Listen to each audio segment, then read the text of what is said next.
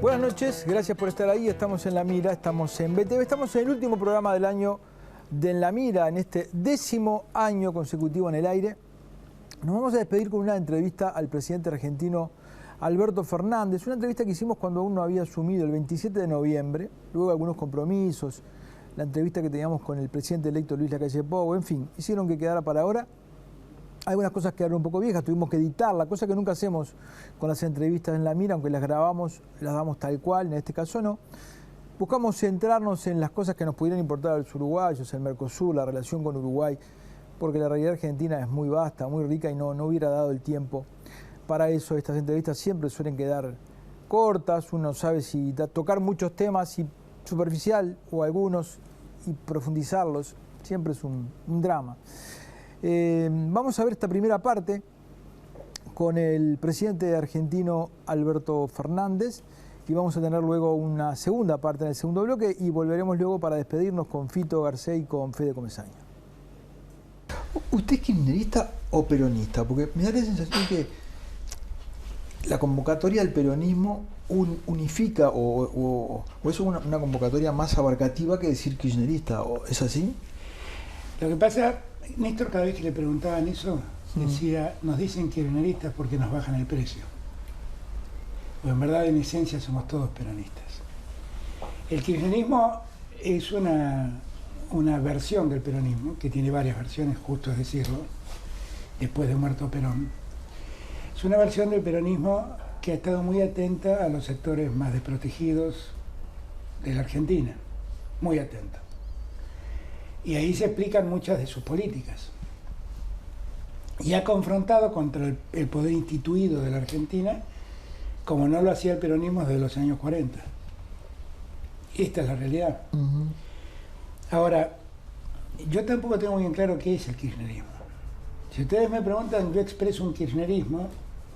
¿Usted expresa un kirchnerismo? Expreso un kirchnerismo, que es el primer kirchnerismo, el de Néstor, que es un kirchnerismo muy respetuoso de los equilibrios fiscales, que es el kirchnerismo que cambió la Corte Suprema para poner una Corte Suprema independiente, autónoma, con magistrados intachables, que luchó contra la impunidad de los genocidas,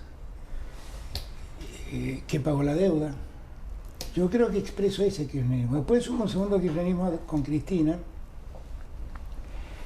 que fue un kirchnerismo que amplió los derechos individuales como nunca se había hecho en la Argentina. El gobierno más progresista a la hora de ver la ampliación de derechos ha sido el de Cristina, el primer gobierno de Cristina.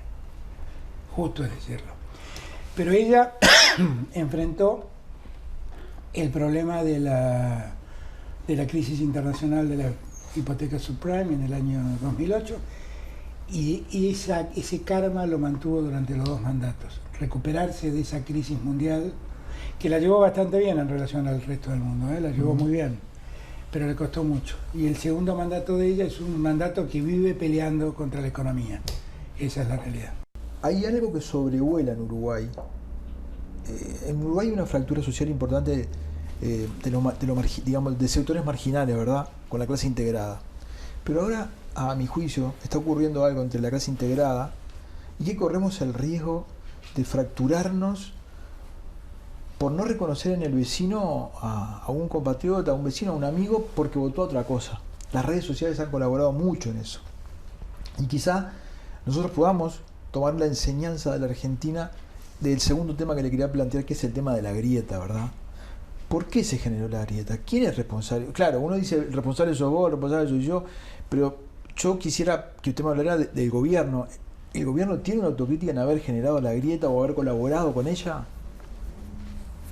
Los argentinos vivimos desde hace muchos años en situación de grieta. Unitarios federales, radicales conservadores, peronistas y gorilas, kirchneristas, antikirchneristas. Siempre vivimos en esa pauta. Un día, Luis Lacalle, padre, me regaló un libro de su padre, Herrera, abuelo. El abuelo. El abuelo. Que hablaba de de cómo eran los libertadores de América, ¿no? Los próceres que llevaron adelante las revoluciones libertadoras de América. Él ahí hace una explicación que a mí me quedó grabada y ahí encontré la razón tal vez histórica de por qué la Argentina padece esta quiebra sistemática. Él cuenta que todos nuestros libertadores, los que declararon independencia o se declararon independientes de la corona en 1810, todos eran admiradores de la Revolución Francesa,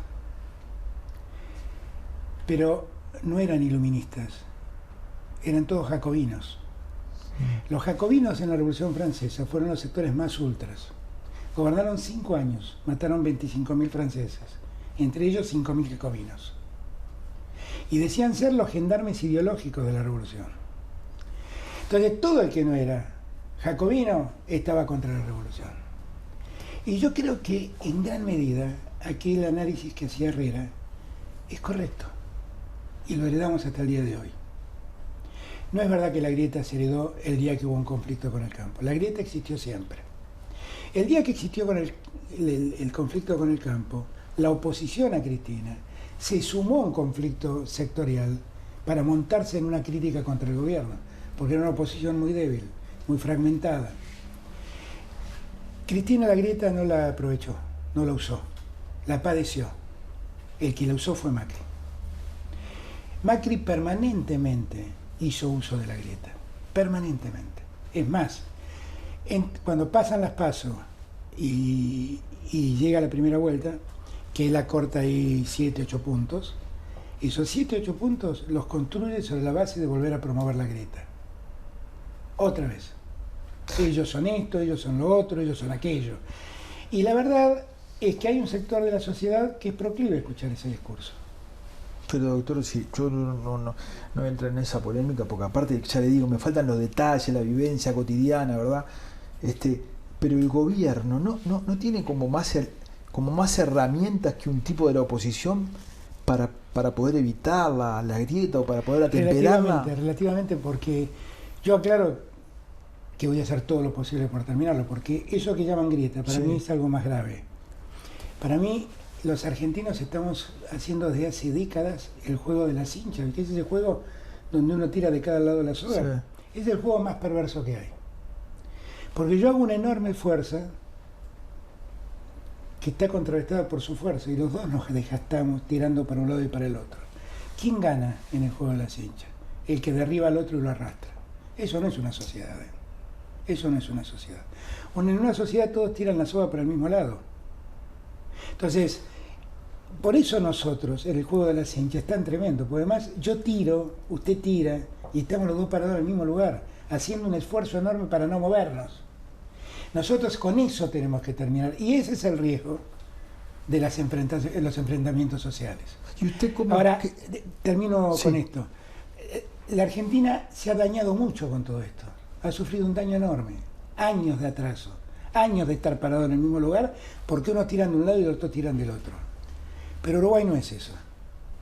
Ustedes por ahí no lo advierten. Por ahora. Uruguay no es eso. Esperemos que Uruguay tiene una cultura de convivencia democrática que yo envidio, que quisiera que mi país la tenga. Quisiera que los argentinos tengamos la cultura democrática de los uruguayos. Ustedes son un país espléndido en ese sentido. El gobierno de más derechista que han tenido ustedes en los orígenes del siglo XX fue un gobierno progresista, el de Valle.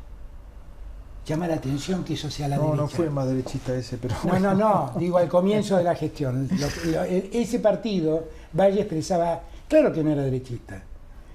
Promovieron el divorcio, promovieron la separación de la Iglesia con el Estado. Son medidas absolutamente progresistas. Sí, hoy el Frente Amplio dicen que es el heredero del viejo vallismo. Pero el viejo vallismo no era visto como un partido de izquierda. Nunca fue visto por un partido de izquierda. No, seguramente no. Eran un partido de izquierda. No, seguramente no. Ahora, doctor, ¿cuáles son...? Pero eso yo lo marco. Porque a veces uno no se da cuenta de lo que es. Porque vive cotidianamente con eso. Y no se da cuenta de eso. Sí, es difícil verse a uno mismo cuando forma parte del cuadro, ¿no? Usted viene y se asombra de la vista. Y para mí eso es la vista. Yo ya estoy acostumbrado a verlo. A usted le asombra. La realidad es que uno, cuando lo excepcional se vuelve cotidiano, Sí. deja de percibirlo como excepcional. Exacto. Pero, ¿qué herramientas tiene usted o qué cosas va a hacer para tratar de atemperar la grieta? Yo hago todo lo que está a mi alcance. Lo que más hago es hablar con aquellos que dicen estar o parecen estar del otro lado. Dar el ejemplo, digamos. Desde medios hasta políticos. Eso es lo que puede hacer, digamos. Pero eso es lo que debemos hacer todos. Dar el ejemplo. Eso es lo que podemos hacer todos. ¿Cuál es el problema de que alguien no piense como yo? Ninguno. Si además el debate se traduce en un debate democrático, ¿cuál es el problema? Ninguno. Absolutamente ninguno.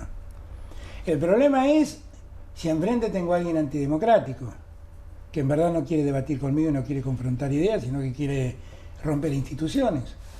Pero si respetamos las instituciones y respetamos la democracia, ¿cuál es el problema que otro piense distinto a mí?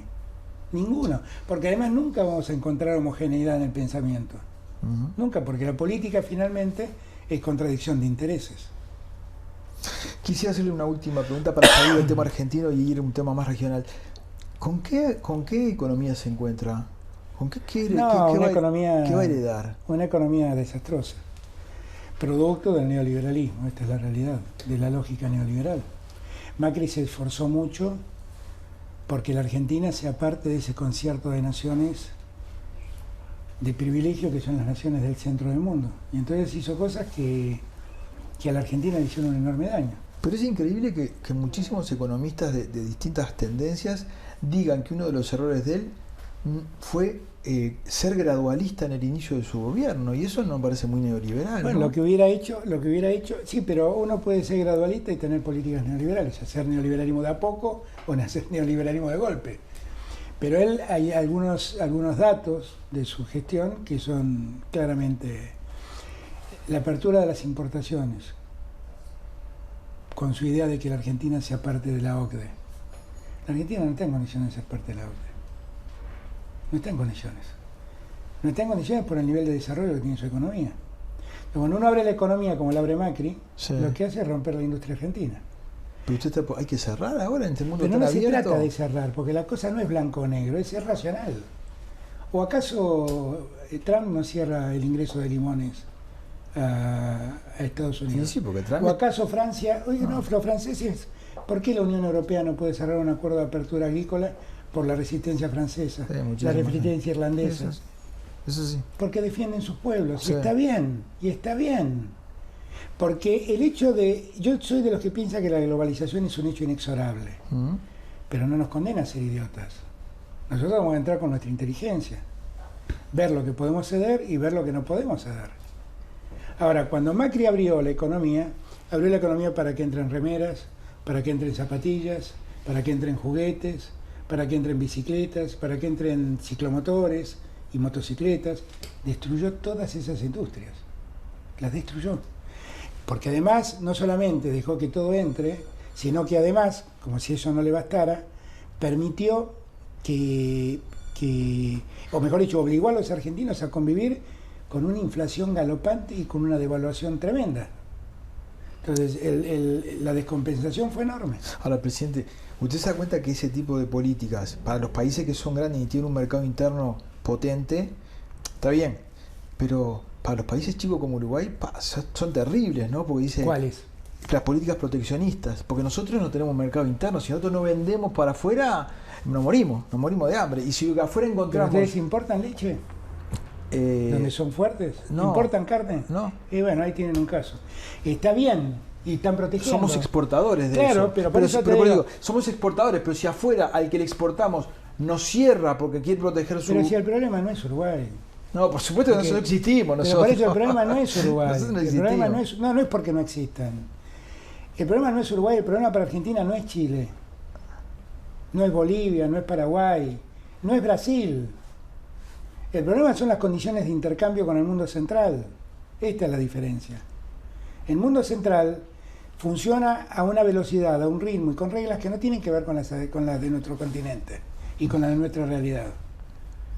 Nosotros con Uruguay compartimos comercio desde hace décadas, mucho antes de la globalización, mucho antes.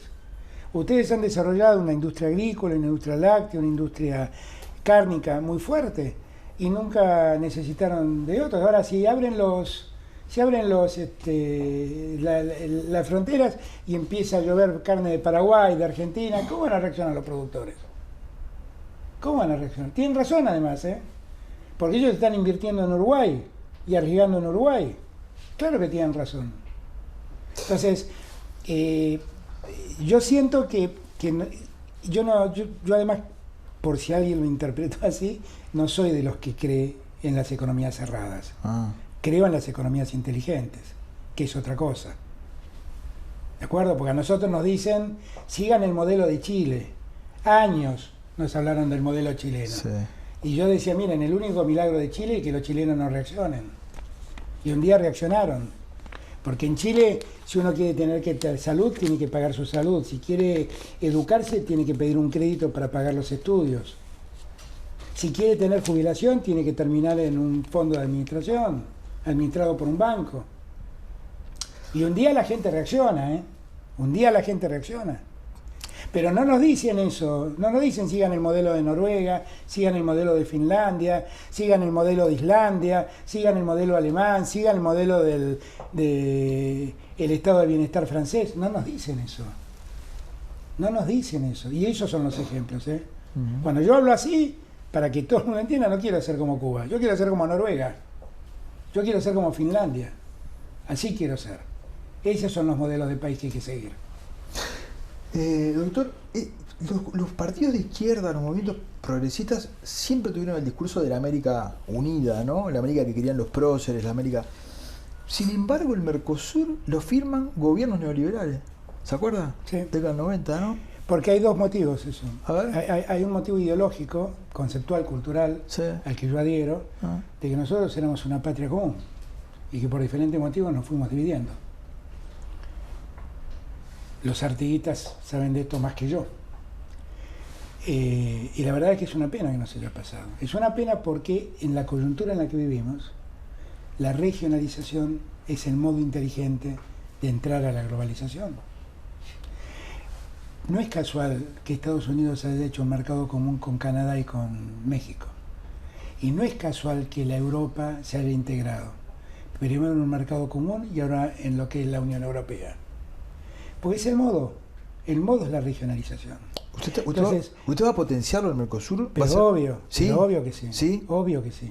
Y potenciar el Mercosur, que era parte de la pregunta anterior, sí, es terminar con las asimetrías. Ayudar a que Paraguay y Uruguay puedan encontrar desarrollo frente a dos países que están un poquito más desarrollados económicamente, tienen como más posibilidades. Y hay que darle potencia a Uruguay y a Paraguay para que se desarrollen más de lo que se han podido desarrollar hasta ahora. Porque el tema de las asimetrías es un tema a analizar, es un tema a resolver. Porque una sociedad es una sociedad donde todos ganan. Donde unos ganan mucho y otros ganan poco, eso no es una sociedad. Yo llevo como 30 años cubriendo información política y tal, y una cosa que me he dado cuenta es que aunque a la gente le parezca mentira, las relaciones personales juegan muchas veces un papel decisorio en los pueblos y en las relaciones entre países. Absolutamente es así. Es increíble, yo lo he vivido, ¿no? Muy de cerca, lo he visto muy de cerca. El otro día lo hablaba con el presidente Tabaré, que no vi, bueno, yo lo había visto el presidente Tabaré cuando los Rolling Stones tocaron en Uruguay, porque había ido a ver a los Rolling Stones y los fui a visitar. Y estuve hablando con él, para mí es muy grato porque yo le decía a Tabaré algo que él compartía. Argentina y Uruguay tuvimos un conflicto muy feo, la de las papeleras. Y después le iba a preguntar un poquito más sobre el final. Fue un conflicto para mí muy desagradable, porque tengo amigos queridos en Uruguay. Pero de ese conflicto quedó una amistad entre 4 personas. Gonzalo Fernández, Tabaré Vázquez, Pancho Bustillo y Alberto Fernández. Y ahí hicimos una relación personal entre nosotros de lo mejor. En Uruguay se asombran porque yo cuando voy al Uruguay, cuando voy a España, me quedo en lo de Pancho. Es gentileza de Pancho, que siempre fue mi amigo. Pero la verdad es que salió una amistad inquebrantable ahí. Sí. Lo mismo me pasa con Tabaré. Yo lo veo a Tabaré y el cariño que siento por Tabaré es entrañable. Usted menciona dos personas que yo doy fe de eso, más allá de simpatías políticas, son grandes personas, son buenas personas, ¿no? También Gonzalo. Yo no lo conozco tanto, Gonzalo, no lo conozco, pero usted plantea, de un conflicto se generó una amistad, ¿verdad? Exactamente. Pero muchas veces de una mala relación entre las personas, las cosas entre los países se pueden hacer más trabadas, se pueden hacer complicadas, ¿verdad? Fíjese una cosa, puede ser que Bolsonaro no venga a su asunción. Bueno, está pudiendo. pero espero que Bolsonaro reflexione. Pero, la verdad que no, y usted no. se enojó, usted le dijo misógino. A ver, frente a una actitud insultante de él, yo solo describí lo que veía de él. Ahora, yo no quiero insultar a nadie, porque además... Pero lo sacó ahí. Porque, bueno, que somos seres humanos. Se le fue la moto ahí, ¿no? Pero después me di cuenta que no era lo correcto lo que estaba haciendo.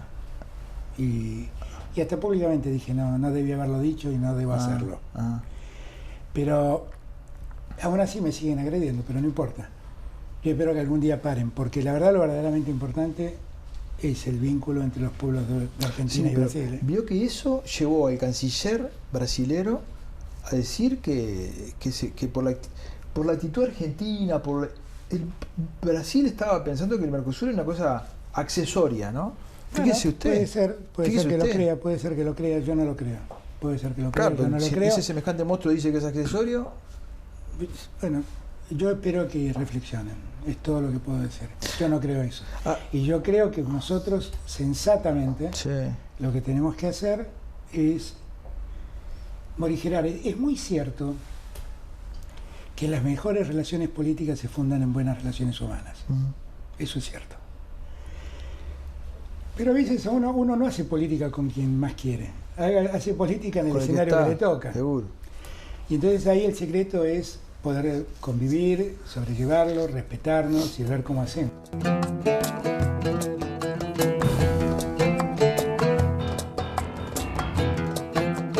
Presenta Santander, el banco que banca a las pymes.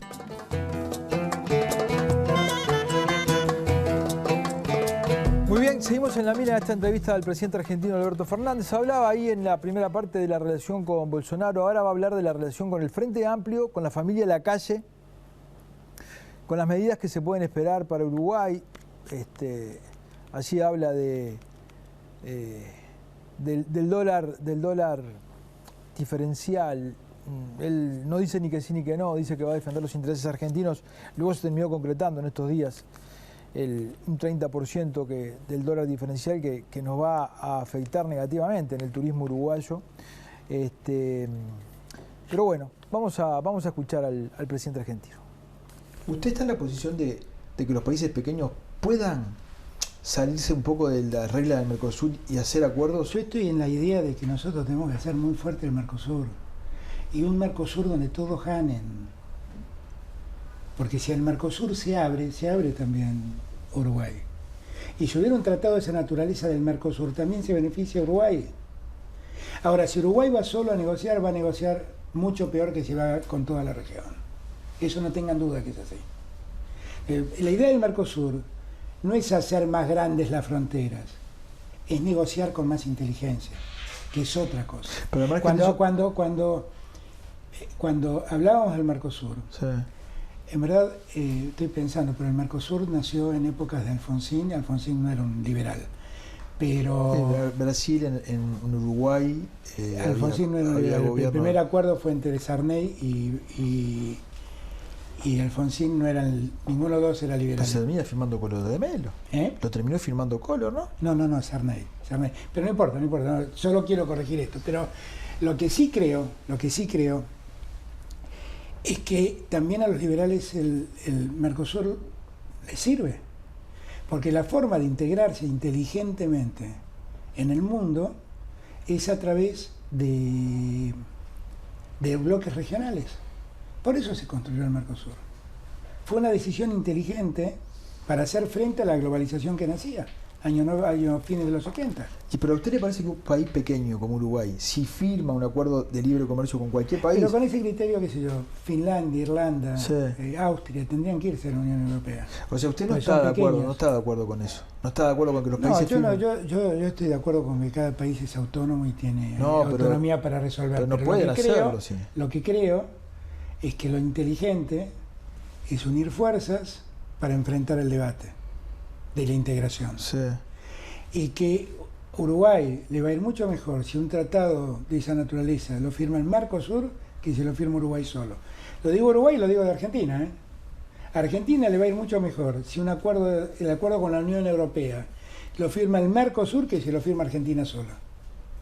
Porque solo tenemos menos capacidad de negociación. De esto hay que darse cuenta.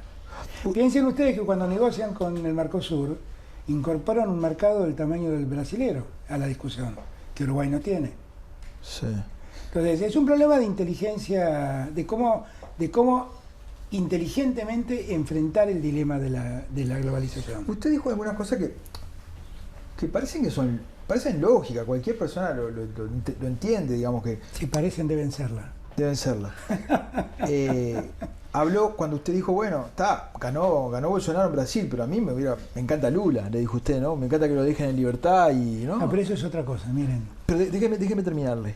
Y en Uruguay, usted fue muy elogioso del Uruguay que deja el Frente Amplio, ¿no? Fue muy elogioso. Y fue a Uruguay y se reunió con la gente del Frente Amplio, ¿no? Es un hecho que a usted hubiera preferido que en el gobierno uruguayo estuviera el frente a que estuviera en la calle. A ver, vamos por partes. Empiezo por Lula. Sí. Lula es un hombre que estuvo injustamente detenido. Y cuando una persona está injustamente detenida, a mí no me importa cómo piensa. Voy a reclamar siempre por su libertad.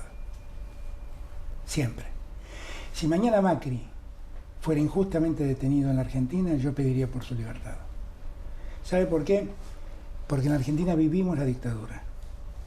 Y yo sé lo que es el Estado de Derecho. Y voy a reclamar siempre porque el Estado de Derecho prevalezca. Y no lo hago para molestar a nadie. Lo hago en defensa de los Estados de Derecho. Lo hago en defensa de las libertades individuales. No lo conocí y no tuve edad, pero si hubiera estado en esta situación y hubiera visto lo de Mandela, hubiera ido a pedir por Mandela. Eso es lo de Lula. Ahí hagamos un punto de aparte. ¿De acuerdo? Con Uruguay yo tengo un cariño entrañable con muchos amigos del Frente Amplio. Y yo creo que el Frente Amplio ha hecho una gestión extraordinaria en 15 años. Extraordinaria. Y es afín, más. Ideológicamente son más afines que Sí, ¿no? sí, yo creo que sí. Pero quiero serle muy franco también. Yo tengo un enorme cariño por la familia Lacalle. Sí, usted lo expresó. Tengo un enorme cariño. Tengo un enorme cariño por el papá de Luis. Tengo un enorme cariño por Julia. Gente a la que respeto, quiero, he pasado tiempo con ellos. A Luis Lacalle Padre lo recomendé en una universidad de España donde yo doy clases para que dé clases. Tengo la mejor opinión de la familia Lacalle. Y si ganan los Lacalle o el Partido Blanco, porque así lo ha resuelto los uruguayos, Sí. yo voy a estar feliz de trabajar con él. No, eso, Absolutamente feliz. no, pero eso no quita lo otro, de que usted hubiera preferido al frente. Yo no prefiero nada, eso es un problema de los uruguayos. Si la pregunta es, ¿dónde están sus amigos? En Sí. el Frente Amplio. Porque ideológicamente tenemos Pero mucho gobernando, digamos, en el momento de gobernar y de que ver. coordinar ¿Pero por qué me política. voy a llevar mal con Luis si siempre me he llevado bien con su familia? No, mal no, no. Y con no. él también. No, mal no. No, mal no, pero si hay. Yo por eso empecé aclarando, las buenas relaciones personales Ujú. hacen mucho a las relaciones políticas. Yo tengo una muy buena relación personal con la familia Lacalle. Claro, pero si yo voy para el otro lado, seguro, la calle se sentía más afín con Macri que con. Bueno, pudo haber dicho, bueno, yo qué sé, yo tenía. Pero no sé, yo yo vi le uno digo- de los candidatos que apoyó ahora Sí. a la calle. Sí. Lo vi sacarse una foto con Macri y con Duhovne y en un tuit decir lo maravilloso que era ese equipo económico. ¿Qué Sí, sé yo? sí. Y que se sentían más cómodos con Macri, está bien, qué sé yo. Pero No sé. para usted, desde el punto de vista ideológico, ¿no les resultaría más fácil las políticas internacionales, las políticas binacionales y las Pongámonos de políticas... acuerdo. Si me tengo que poner de acuerdo con Bolsonaro, me tengo que poner de acuerdo con el presidente uruguayo. Con mucha más razón. Si antes me recomendaba que me ponga de acuerdo con el presidente de Brasil, recomiéndeme que me ponga de acuerdo con el presidente de Uruguay. No me importa. Eso es una definición de los uruguayos. No le hace la diferencia Ahora, a usted. yo no soy un hipócrita. No, para nada. Por eso, yo no soy un hipócrita, iba a decir usted. Yo no soy un hipócrita. Ajá. Yo no soy un hipócrita. Yo mis amigos están en el Frente Amplio. Yo tengo por Pepe Mujica la admiración que por poca gente he sentido en la política. Y no lo oculto. Es un modelo de conducta. No lo oculto. Lo admiro. Tengo la mitad que tengo con Tabaré. Tengo la mitad y el cariño que tengo por Gonzalo Fernández. Con el Rafa... Michelini. No, Michelini, con el Rafa Michelini. También, digo, son gente que conozco hace años, que hemos militado juntos, hemos trabajado juntos, son mis amigos. Pero que sean mis amigos, quien decide quién gobierna Uruguay no es Alberto Fernández ni la Argentina, son los uruguayos. Y lo que decidan está muy bien. Y si lo que preocupa es cómo es la relación personal, porque la relación personal pesa a la hora de gobernar, mi relación personal con la familia de la calle, yo les diría que por ahí es hasta mejor y más profunda que la que tengo con Daniel Martínez. Pero ideológicamente me siento más cerca de Daniel Martínez. ¿Qué quieren que le haga? Pero esto no es importante. Esto no es importante. Porque en todo caso es lo que me pasa. Alguien decía, los países no tienen amigos, sino que tienen intereses que defender, porque a usted le corresponde defender, así es la política. Defender los intereses de los argentinos, así ¿verdad? Es la política. ¿Qué podemos esperar los uruguayos de un gobierno suyo, digamos, por ejemplo, si acá hay una devaluación, a nosotros nos afecta, ¿verdad? ¿Podemos esperar que pase eso? Pero si eso pesara tanto, no hubieran votado a los que apoyaban a Macri, qué sé yo, no sé. Eso es un tema que deben resolver los uruguayos, no lo debo resolver. No, pero usted, digo, el gobierno... No, es que esa no es una, con todo respeto, me parece que no es una pregunta correcta. A ver. Digo, los procesos devaluatorios ocurren porque las economías no funcionan. También se pueden promover, ¿no? Sí, pero no es lo que está pasando en Argentina. En Argentina el gobierno promueve devaluaciones porque no funciona la economía. Entonces la gente atesora dinero en dólares y entonces devalúa porque no hay forma de contener la demanda de dólares. Es mucho más la demanda que la oferta de dólares. Y por eso el dólar sube en Argentina.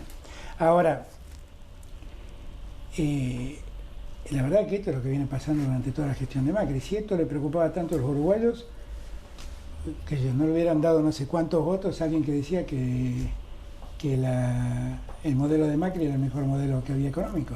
Y sacaba un tuit abrazado a Duhovne y a Macri, qué sé yo. No sé, pero eso es un problema de los uruguayos. Yo no sé cómo resuelven los uruguayos eso.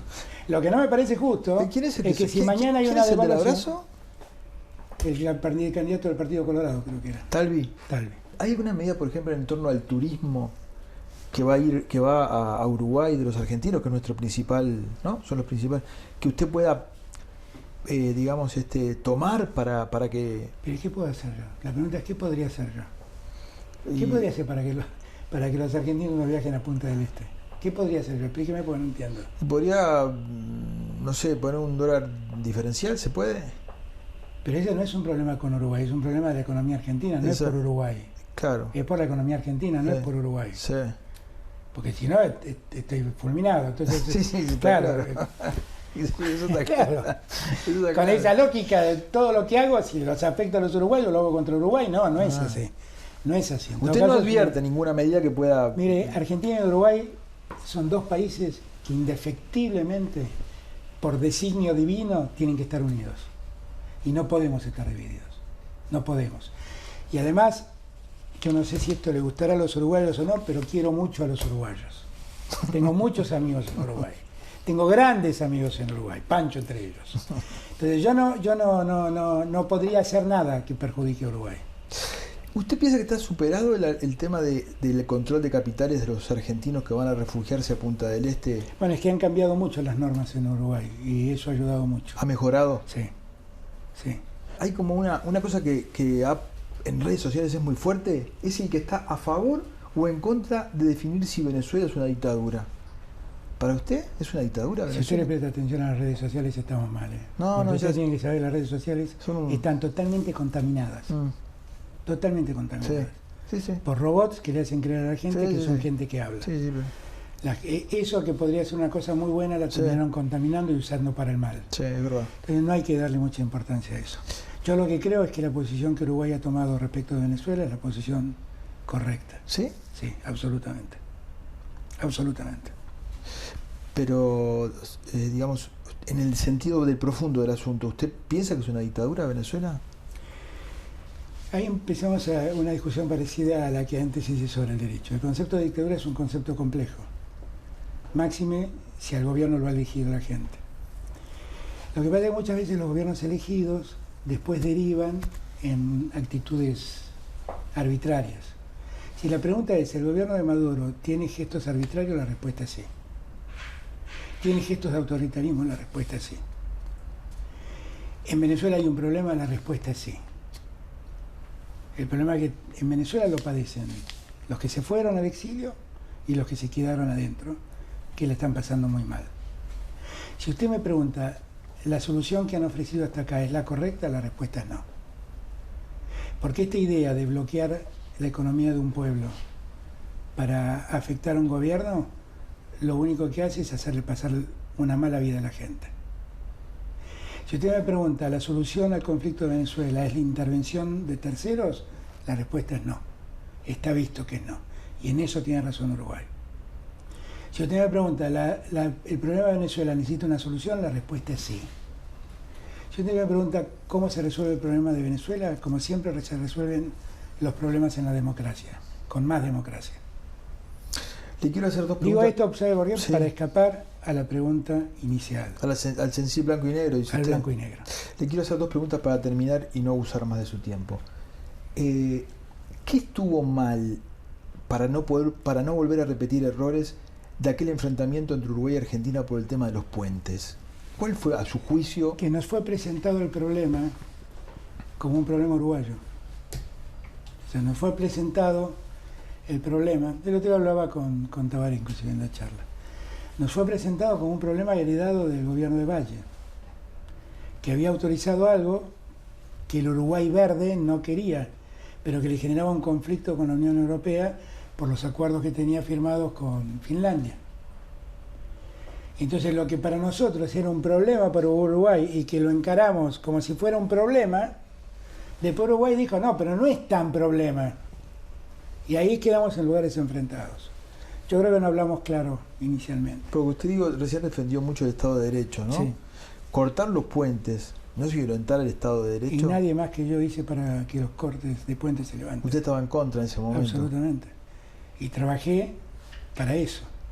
Pero Kirchner lo hizo mucho, ¿no? No, Kirchner también hizo. Lo que pasa, Ahí hay un fenómeno, no es justo decir eso. Porque si el presidente manda a levantar, ¿no? Sí, pero no es fácil.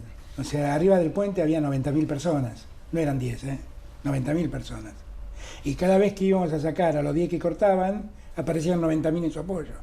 Porque ahí hubo un problema, que es muy interesante, que alguna vez alguien lo tendrá que estudiar. Un problema que yo llamaría de psicosis social. El pueblo de Gualeguaychú estaba convencido que iban a morir de cáncer todos. Sí, nenes con dos cabezas, toda esa historia. Estaban convencidos. Entonces, era una lucha sorda. Yo no le decía, miren. Yo estuve en Gualeguaychú, Bueno, y era visto. No, tremendo era. Entonces, ese era el problema. Entonces no era un problema de 10 locos que cortaban el puente. Era una sociedad que había entrado en una psicosis contra eso que se estaba construyendo, que era imposible que entiendan, no querían entender.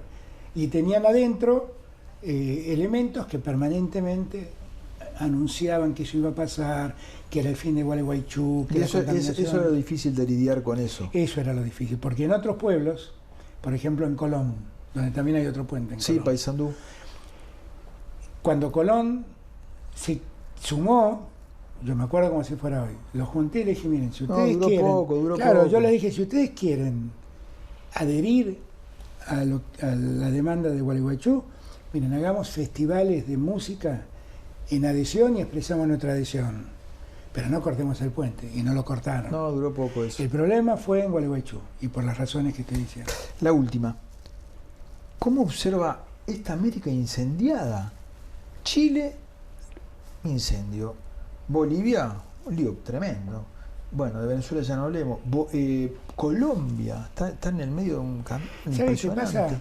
Esto es para que lo pensemos. Y le quiero agregar para ya hacer una pregunta, dos en una. ¿Teme que a Argentina le pueda pasar? No. Porque acá hubo, ¿no? En su momento... No, yo creo que no, porque... Primero porque gobierna el peronismo, y el peronismo tiene controles sociales y políticos como para que esto no pase. Pero El análisis debería ser un análisis también un poquito más meticuloso. Ajá. El otro día venía un amigo y me dijo, estamos rodeados, la derecha nos rodeó. Sí. Y yo le decía, ¿estás seguro? Porque en Chile se levantan con demandas progresistas. Sí, pero el gobierno es de derecha. No importa, está cediendo. Está accediendo a las demandas sociales. En Chile se levantan con demandas progresistas. En Colombia se levantan con demandas progresistas. En Ecuador se levantan con demandas progresistas. En Bolivia, para terminar con el progresismo, hacen un golpe de Estado. No es verdad que estamos marchando hacia la derecha, ¿eh? No es verdad.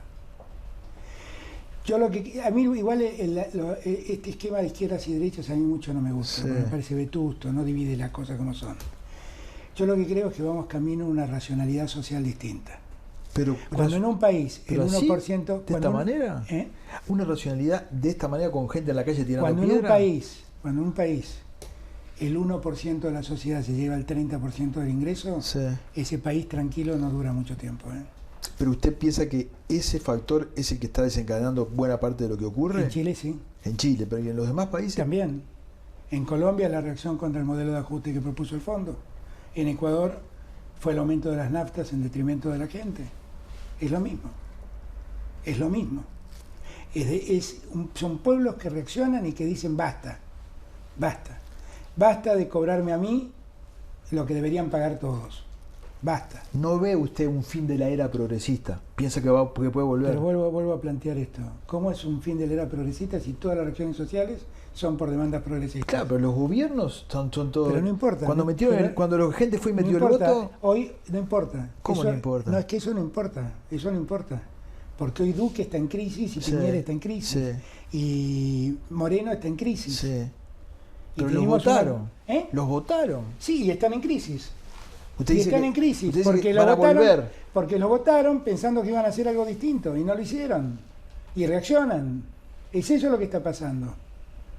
Es eso lo que está pasando. O sea, usted Lo que está pasando en Chile es Sí. advertir que de Pinochet a la fecha no cambió nada. Y hay un sistema que protege mucho a los militares y que los pone a los militares en un lugar de total privilegio, que tienen un sistema de jubilaciones que no tiene nada que ver con el de los chilenos y que además parte de la riqueza del cobre va a subsidiar el futuro de los oficiales y suboficiales del ejército. Usted advierte que todos estos gobiernos o todos estos países van a volver a la senda progresista. ¿Eso es lo que usted piensa? Yo lo que digo es, hay gobiernos conservadores, para no llamarlos de derecha, Sí. hay gobiernos conservadores que en este momento están soportando azonadas civiles en demanda de políticas progresistas. Eso es así. Después veremos cómo terminan las elecciones, yo no sé, eso es más complejo, pero esto es así.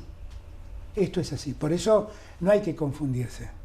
En Chile no piden más conservadurismo, ¿eh? Claro, doctor, pero es fácil confundirse cuando en Uruguay el Frente pierde y viene un gobierno Claro, conservador. Perdóneme, en Brasil Yo no sé tenemos si la calle va a al ser un fenómeno... conservador. Yo Bueno, tampoco pero, sé si pero la al calle va a lado ser al un lado de Daniel Martínez, digamos, si modelo... Sí, yo no lo sé. Bolsonaro, yo no lo sé. Bolsonaro, mire Bolsonaro, Brasil, La mire izquierda, Paraguay, perdón, hablo la Benítez. izquierda de lo que usted habla, que enfrenta a Luis Lacalle, quería un tratado de libre comercio con los Estados Unidos. Ya no salió al final. Sí, bueno, pero hicieron lo imposible por sacarlo. Sí, pero Por eso digo, a mí no me gusta tanto definir así tan tajantemente. No, está bien. No me gusta definir tan tajantemente, porque conduce a errores enormes. ¿Y acá usted cómo se definiría respecto de Macri?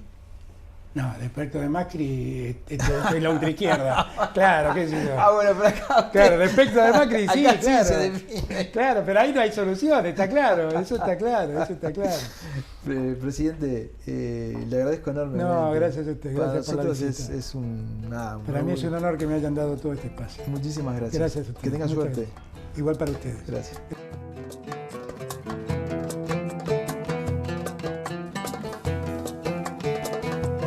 Ya que conocen nuestra historia, la de Cristina y la mía. La de dos amigos que en un momento construyeron un gobierno en Argentina que duró 12 años y que en algún momento se distanciaron por diferencias. Y que no fue un distanciamiento fácil, fue un distanciamiento público. Mucho antes de empezar a volver a hablar con Cristina, yo empecé a decirle a los argentinos que en realidad el problema no era Cristina, que era lo que nos hacía creer Macri, el problema era Macri. No, yo autocrítica no tengo que hacer ninguna porque yo no soy corrupto. No, pero no, como no tengo claro, nada que no, autocriticarme, pero pero hay para- una crítica para hacer ahí. Una crítica. Está claro bien. que en el seno del gobierno ha habido casos de corrupción. Si un día aparece un secretario de Obras Públicas con 9 millones de dólares en el baúl del auto a las 3 de la mañana, eso es inexplicable. Ahí atrás hubo corrupción. Yo siempre digo que la mayor autocrítica de Cristina, que le piden autocrítica a Cristina, Sí. ¿saben qué es? Sí. Yo, ¿Por qué? porque he sido el mayor crítico de Cristina. Ah, Y ella eligió que yo fuera el candidato. ah. Esa es su mayor autocrítica, no le pidan más nada a Cristina. Claro, de hecho viene de una ruptura, digamos, ¿no? De 10 años. 10 años. 10 años sin hablarnos. No le pidan más nada a Cristina. Yo soy su mayor autocrítica.